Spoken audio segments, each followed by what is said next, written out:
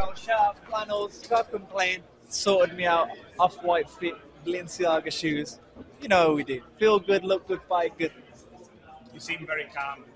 All the talking's nearly been done, obviously, after these last few bits of media.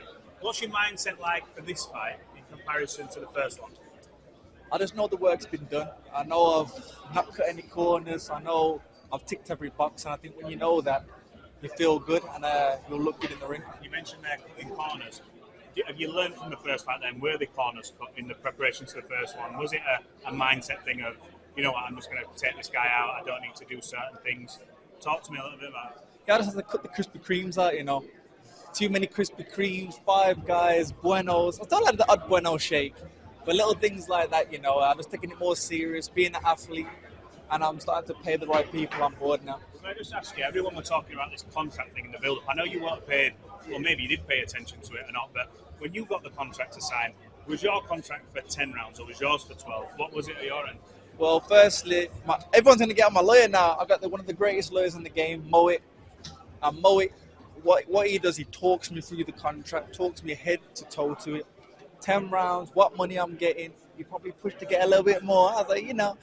But I saw everything, so I signed my part, fight's done.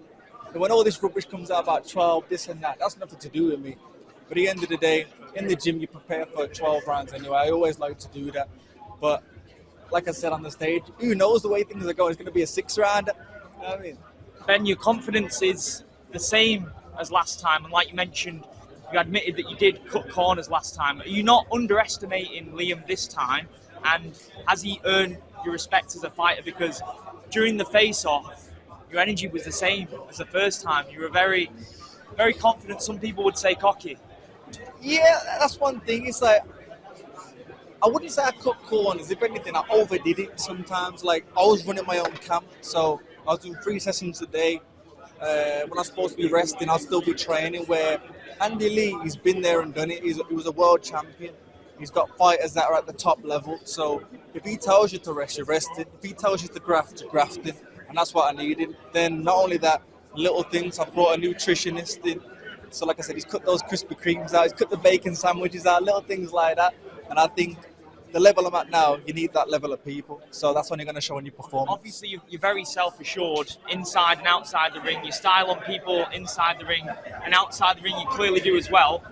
Very comfortable with that. Do you feel like that's your X factor as a fighter and a person? Because it's clear that your style annoys fighters in there, and maybe your style outside the ring annoys some people as well. I just think, you know, if you've got it, you've got it. But at the end of the day, I'm confident because I work hard. I think this camp has ticked every box. You can go to bed knowing I'm ready. If the fight was a couple of weeks ago, I was ready then.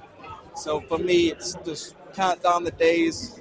And like I said, it's a big day because it's the resurrection of Jesus Christ. And for me, it's my time to come out, beat up the boy, and silence some people. Do critics ever matter to you?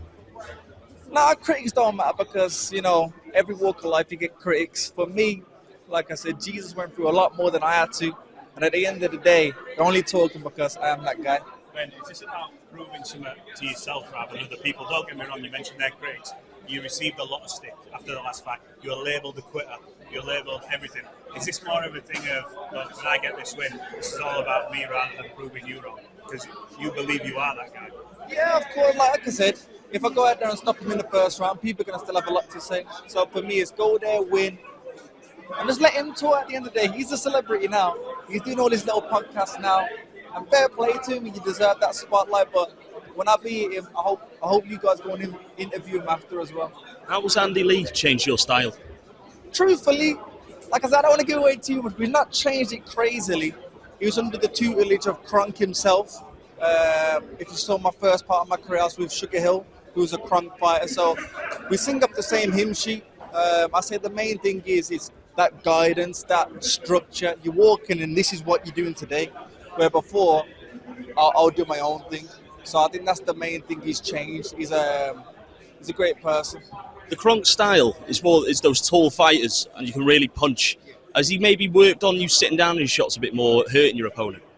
Yeah, the funny thing is, like I said, when I first went there, he's going off what other people are saying, oh, you can't really punch. And when I started hitting the pads, he was like, what do you do this in the ring? I said, I don't know, I like to mess around.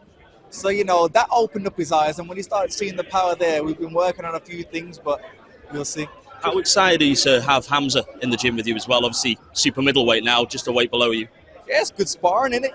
But on paper, it's a great stable now. You got Joe Parker, Paddy Donovan, me, Hamza. I'm sure a lot of people will be trying to join it as well, but I know Andy likes it nice and knit so he can look after us properly. Are you going to be showboating on Sunday? I'll be showboating, man. You know I do. Do you have your eyes on the Lyndon Harper Anthony Yard trilogy fight? Because Anthony mentioned that it'd be too early for you to step in the ring with him. Yeah. If that's something that you'd want in the future, what do you make of those comments? Yeah, that's what I say. That's one good thing that happened in my last fight. I was looking at 2026, 2027. I was thinking, man, I'm going to beat up this kid. I'm going to go do this. I'm going to do that. Everything was moving at 100 miles an hour. Where what happened there is he's taught me to stay in the now, stay present. And I think with that mindset, you're focused on now. And I think that's when you get the best of me. Ben, you've been with Andy Lee for a longer time than people thought. We know that. You put your announcement out there. You were working before. You won't tell us a game plan, but what's sort of a bit of advice that Andy Lee's given you in the build-up to this, or when he first brought you on board that stuck with you, that you can tell us? He said, just make sure you go and have a shit before you go out there. Because I left it in there before. I felt like I was going to poo in the ring. But he's told me a lot. Like I said, he's been in bigger fights than this. He was a world champion. He's had ups and downs in his career. So when you're sitting over the dinner table, he'll talk you through these things. And when you come back to the corner, when someone's been there, you believe it. When people were calling you a critic, do you let that get to you? I know you said before, it comes with the territory. You've got to be made for this. But when people are labelling a boxer, that's kind of one of the most offensive things you can be called. People take defeats and they can come back. But when you're labelled a quitter, it's normally like something that sticks. Have you just water off a duck's back, brushed it off, or is it something that you've had to deal with and then come back from? How's that sort of resonated with you? I shifted it off, man. Like I said, they can all say what they want to say, but I might get that tattooed after I beat him, man. Put Whittaker on my shorts. A lot's been made about Liam Cameron and his motivation for this fight, but what's your inspiration to prove that is wrong in this fight? What's inspiring you? Yeah, like I said, there's nothing to prove. If anything, it's just show what I'm made of, show the real Ben Whittaker, and I'll show that Sunday. And when I get the victory, we'll move on. Ben, what's your prediction for next week, Ben Eubank? Ooh, that's a good one. I like both guys, to be fair. I do really like both guys. So I will say on the fence it's 50-50, but I like the way Eubank's been doing it. I think the build-up's been great, and just off the build-up, I'll probably just edge towards more Eubank. Did you see Eubank soon saying he won't be in the corner next week? Yeah, it's a shame, but at the end of the day, I saw an interview with, what's his name, Eubank. It's not like it's nothing new. Through his career, he has not been in his corner for a couple of fights now, so for him, it's just another fight, really.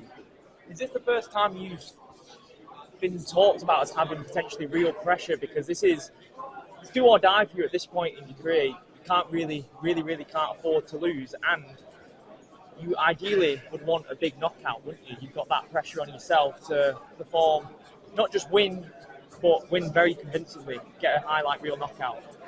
Yeah, well, I say that's the thing. It's all talks now, pressure this, pressure that, but in the Olympics, there's no do-overs there. You wait 4 years just for that moment. So a lot of people say, this is Ben's time to shine. And every time I went in there, I shined. And that was with one arm. Not a lot of people know it. I did that with one arm. So I'm at 100% right now. I'm feeling great. I've had a great camp. And you'll see, man. Your personality as well puts that pressure on yourself anyway, because the talk needs to be backed up. It shows the confidence that you have in yourself. Has that always been a conscious thing? Because it's going to put bums in seats, eyes on the TV to see if this guy can really back up what he's saying. I don't think it's my personality, man.